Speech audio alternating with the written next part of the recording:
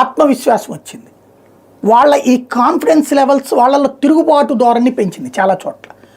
అంటే ఒక షాప్లో పనిచేసేవాళ్ళు, ఒక రెస్టారెంట్లో పనిచేసేవాళ్ళు, ఒక రోడ్డు పక్కన బండి దగ్గర పనిచేసేవాళ్ళు, వీళ్ళందరిలో ఇది ఉంటే ఎంత లేకపోతే ఎంత, ఇది మనకు అదనపు సోర్స్ అనే ఫీల్ అవ్వడం ప్రారంభించారు.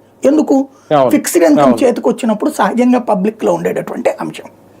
ఇప్పుడు నేనే అనుకుంటా, యాక్చువల్గా ఒకప్పుడు ప్రాణాలకు తెగించి పనిచేసాం. ఎందుకు? నెల జీతం మాత్రమే ఆధారమైనప్పుడు. ఒక ఇల్లు కొనుక్కున్నాక చాలా వరకు తగ్గించేశా. ఎందుకని?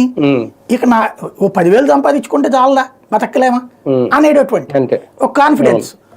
అంతకుముందు ఏమీ లేనప్పుడు ఎట్లాగరా అనేటటువంటి స్టేజ్ నుంచి అట్లాంటిది. అంటే అప్పటి నుంచి వర్క్లో ఉన్నటువంటి ఆ ప్రెషర్డ్ అట్మాస్ఫియర్ తగ్గించుకున్నా.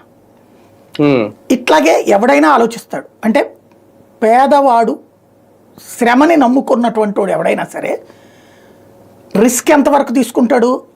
ఇది ఉన్నంత వరకు. ఎప్పుడైతే సెక్యూరిటీ వచ్చిందో రిస్క్ తగ్గించుకుంటాడు.